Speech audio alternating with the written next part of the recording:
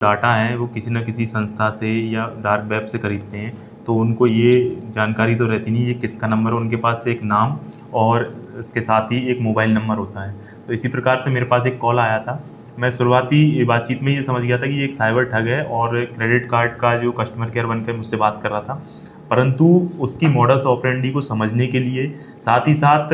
लोगों को जागरूक करने के लिए जैसे ही मुझे समझ में आया कि ये साइबर ठग है, तो मैंने उसका वीडियो भी बनाया, ताकि लोगों को मैं ये बता सकूँ कि ये किस तरीके से लोगों के साथ ठगते हैं। और फिर मैं उससे बातचीत के माध्यम से वो उसने जो कुछ चीज़ों की मुझसे डिमांड की, तो मैं उनको कुछ जो मेरे पास ब्लॉक कार्ड थे, वो मैं जानकारी उनको देता गया कि अगर ये कार्ड का नंबर डाल के ये इनको क्या डाटा मिल रहा है, ये किस सिस्टम पर बैठे हैं। तो इस तरीके से वो वार्तालाप लंबी इसलिए भी खींची गई ताकि मैं उसकी एक मॉडस ऑपरेंडी इनको जान सकूँ और लोगों को भी ये बता सकूँ कि अगर आप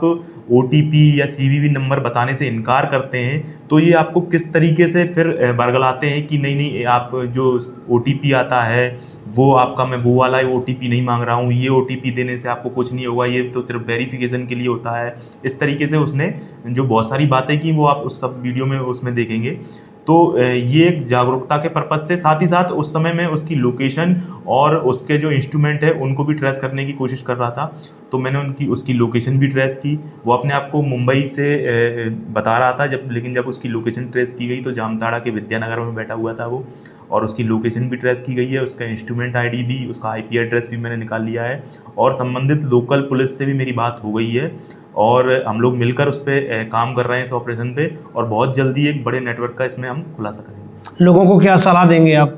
देखिए, लोगों को मैं यही सलाह दूँगा कि आपके पास किसी भी प्रकार का फ़ोन आता है,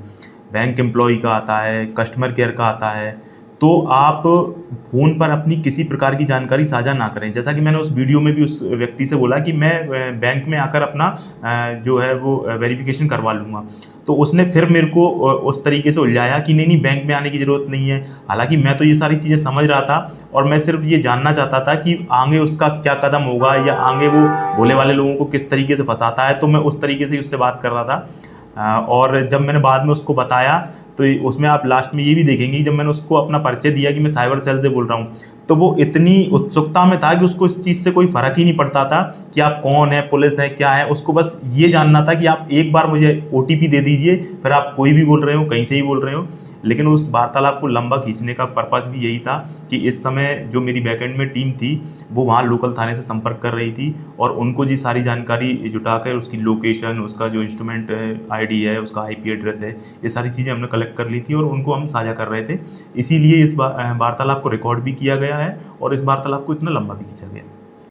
अगर आप ये वीडियो YouTube पर देख रहे हैं तो हमारे चैनल को सब्सक्राइब कर बेल आइकन दबाएं और Facebook पर देख रहे हैं तो हमारे पेज को लाइक करें।